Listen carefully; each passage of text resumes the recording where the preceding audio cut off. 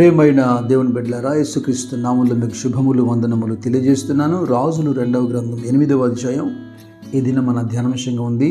ప్రవక్త అయినటువంటి ఎలీషా గతంలో చనిపోయిన బిడ్డను బ్రతికించినటువంటి తల్లి ఉంది కదా, శూన్యమురాలు. ఆమెను పిలిచి ఆమెకు ఒక హెచ్చరిక చేస్తున్నాడు. రాబోతున్నటువంటి 7 సంవత్సరాల్లో గొప్ప క్షామము, కరువు కలగబోతుంది కనుక హెచ్చరికైనా వెళ్ళి సురక్షితంగా ఉండమని. కనుక ఆ స్త్రీ తన ఇంటి వారిని అందరిని తీసుకొని ఫిలిస్తీన్ల దేశానికి వెళ్ళి 7 సంవత్సరాలు అక్కడ నివసించింది. ఈ మాటలు చదువుతున్నప్పుడు ఈ స్త్రీకి కలుగుతున్నటువంటి ఆ కంటిన్యూ సపోర్ట్ లేదా ఆ కంటిన్యూ బ్లెస్సింగ్స్ నిజంగా ఎంత ఆశ్చర్యం కదా. ఆమె జీవితాన్ని మనం గమనిస్తున్నప్పుడు మొదటగా గొడ్రాలితనం నుండి తాను విడిపించబడింది. రెండవదిగా కుమారుడు మరణించి తిరిగి బ్రతికాడు. ఇక్కడ మూడవదిగా రాబోతున్న కరువులో హెచ్చరిక చేయబడి తాను భద్రపరచబడింది. ఇదే అధ్యాయంలో 7 సంవత్సరాలు తను దేశాన్ని విడిచిపెట్టి వెళ్ళిపోయింది కనుక తిరిగి వచ్చిన తర్వాత తన భూమి, తన స్వాస్థాన్ని తిరిగి రాజు ఆమెకు రిస్టోర్ చేశాడు. ఇలాగ కంటిన్యూగా తన జీవితాల్లో ఒక ప్రొటెక్షన్ లేదా ఒక అద్భుతాలు జరుగుతూనే ఉన్నాయి. దీనంతటికి కారణం ఏమంటారు? Her true love and hospitality. ఆమె నిజమైన ప్రేమ, ఆమె ఆతిథ్యపు మర్యాద. ప్రవక్త ప్రాంతానికి వచ్చినప్పుడు అంతా నివసించడానికి తన ఇంటిపైన ఒక గదిని నిర్మించి ఆ ప్రవక్త శిష్యుని యొక్క బాగోగులంతా కూడా తను చూసింది కనుక హెబ్రీ 6:10 ప్రకారము, మీరు చేసిన కార్యమును మీరు పరిశుద్ధులకు ఉపచారం చేసి ఇంకనూ ఉపచారం చేయుచుండుట చేత తన నామమును బట్టి చూపిన ప్రేమను మరచుటకు దేవుడు అన్యాయస్తుడు కాడు అన్న లేఖనం ఈమె జీవితంలో నెరవేర్చబడుతూ ఉంది. కొందరు అజాగ్రత్తగా ఉండి లేదా నిర్లక్ష్యంగా ఉండి జీవితకాలపు ఆశీర్వాదాన్ని పోగొట్టుకుంటారు. కొందరు చిన్న చిన్న ఎఫర్ట్స్ పెట్టి నిజంగా వాళ్ళు ఊహించలేరు, కానీ ఆ చిన్న పనికి, ఆ చిన్న సహాయానికి లైఫ్ టైం బ్లెస్సింగ్స్ అంటారు కదా. ఇదిగో ఈమె జీవితంలో చూస్తున్నామే జీవిత కాలపు ఆశీర్వాదం. అందుకే పౌలు రోమిలతో మాట్లాడుతున్నప్పుడు 12వ అధ్యాయంలో 13వ వచనంలో అంటాడు, పరిశుద్ధుల అవసరములలో పాలు పొందుచు శ్రద్ధగా ఆతిథ్యం ఇచ్చుచుండుడి. మీరు ఏం చేసినా దేవుని మహిమార్థమే చేయండి. సనికి గొనిగి ఏదైనా చేసి ప్రయోజనం లేదు. అందులో శ్రద్ధ కలిగి మనం చేసిన వారమైతే రహస్యమందు చూస్తున్న తండ్రి మీకు ప్రతిఫలం ఇస్తాడు. మనుషుల మెప్పు కోసం మనం చేయనక్కర్లేదు. ఉపకారం చేయడం అనేది దేవునికి ఇష్టమైనటువంటి యాగమని కూడా మనం లేఖనంలో చూస్తున్నాం. యథార్థ హృదయంతో దేవుని యందు భయభక్తులు కలిగి దైవజనునికి ఆమె జరిగించినటువంటి సేవ. ఈవిని ఆపేక్షించి ఆమె చేయలేదు, ప్రతిఫలం ఆమె ఆశించలేదు. ఒకానొక సమయంలో ప్రవక్త, నీ గురించి నేనేమైనా రాజుతో మాట్లాడాలా, ఎటువంటి సహాయం నీకు కావాలి అంటే ఆమె సున్నితంగా తిరస్కరించింది. నేను మంచిగున్నాను, నాకు ఏది అవసరం లేదన్నట్టుగా. మనం కూడా ఏదైనా దేవుడు తిరిగి ఇస్తాడని చేయనవసరం లేదు. అది మన మీద మోపబడినటువంటి ఒక బాధ్యతగా మనం ఆలోచించి దేవుని మీద మనకున్నటువంటి భక్తి శ్రద్ధలను బట్టి మన ఎదుట ఉంచబడిన, మనకు అవకాశం ఇవ్వబడిన, మన చేతికి వచ్చినటువంటి ఏ పనైనా శక్తి వంచన లేకుండా మనం చేయాలి. ఎప్పుడు ఎటువంటి ప్రతిఫలం దేవుడు ఇస్తాడా అది మనకు అవసరం లేదు. ఆయనైతే మర్చిపోడని లేఖనము ఖచ్చితంగా మాట్లాడుతోంది.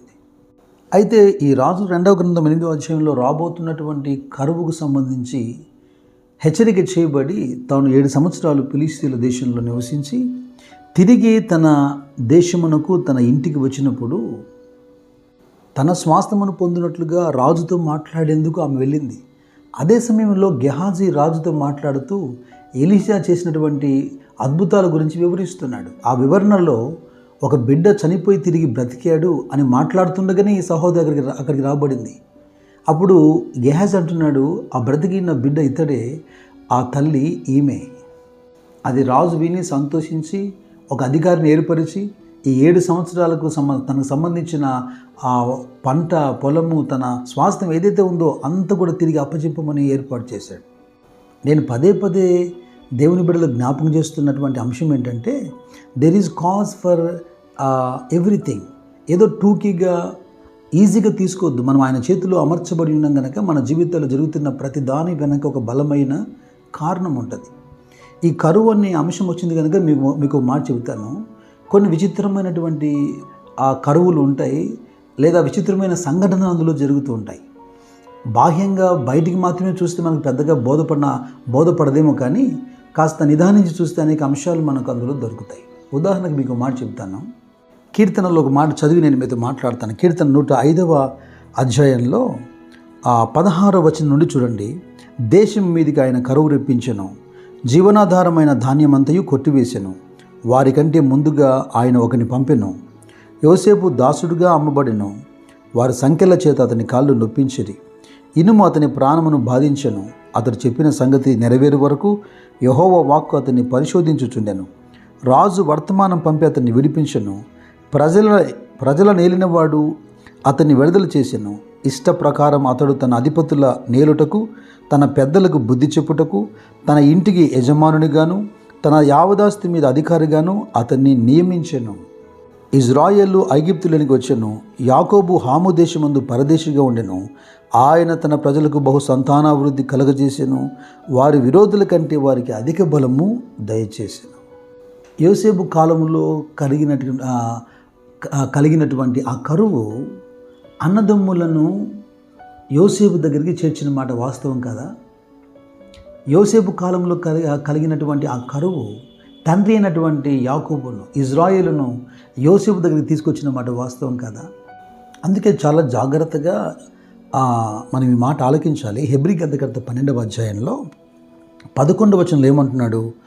మరియు ప్రస్తుతమందు సమస్త శిక్షయు దుఃఖకరముగా కనబడుని కానీ సంతోషకరముగా కనబడదు. ఆయనను దాని యందు అభ్యాసము కలిగిన వారికి అది నీతి అను సమాధానకరమైన ఫలమిచ్చును. కరువు ఎందుకు కలిగిందో యోసేపుకు తెలియదు. ధాన్యం కొరకు కొనుగోలు చేయడానికి అన్నదమ్ములు ఐగుప్తుకి వెళ్ళారు, కానీ ఎందుకు వెళ్తున్నారో వారికి తెలియదు. దేవుడు ఏ విధంగా సిద్ధపరిచాడో మీరు చూడండి. దేవుని బిడ్డలమైన మన జీవితాల్లో కూడా అప్పుడప్పుడు అనేక రకాల కరువులు వస్తుంటాయి. అయితే కరువు తరువాత ఈ సీనోమిరాలకి రాజు ఆమె యావత్తు సొత్తును ఏ విధంగా ఇప్పించాడో దేవుడైన యెహోవా యోవేలు ప్రవక్త ద్వారా మనతో మాట్లాడుతున్నాడు. 2వ అధ్యాయము 25వ వచనంలో చివరి మాట. ఆ మాట ఏంటంటే, తినివేసిన సంవత్సరముల పంటను మీకు మరలా ఇత్తును. సంవత్సరముల పంటను మరలా నేను మీకు ఇత్తును అంటున్నాడు. దీని అర్థం ఏంటంటే, గతంలో జరిగిన నష్టాన్ని మర్చిపోండి, గతం గతః, భవిష్యత్తు గురించి ఆలోచించండి అని కాదు దీని అర్థం. గతంలో మీకు కలిగిన నష్టాన్ని నేను తిరిగిస్తాను అంటున్నాడు. మీ జీవితాల్లో కలిగినటువంటి నష్టము అది ఆరోగ్యపరమైన విషయమో, లేకపోతే ఆర్థికపరమైన విషయాలో, లేదా కుటుంబ సభ్యుల సంబంధించిన విషయాలో, లేదా సేవలో జరిగినటువంటి నష్టమో కష్టమో కోల్పోయిన విషయాలో, వీటన్నిటి గురించి దేవుడు వాగ్దానం ఇస్తున్నాడు. తిరిగి నేను ఆ సంవత్సరముల పంట నేను మీకు ఇస్తానని. May the lord restore everything what you last in the past years. తన ప్రవక్త అయిన ఎలీషా మాటను దేవుడు స్థిరపరిచినట్టే దేవుని వాక్యమును విని విశ్వసిస్తుండగా మీ జీవితాల్లో కూడా ఆయన వాగ్దానమును ఆయన స్థిరపరచును గాక. దేవుని పేరట ఆమె చేసినటువంటి పనికి జీవిత కాలము ఆశీర్వాదం ఆమెను వెంబడించింది. ఉత్తమమైన ప్రతి కార్యము చేయుటకు దేవుడు మీడల సమస్త విధమైన కృప విస్తరింపచేయును గాక. God bless you. God bless you.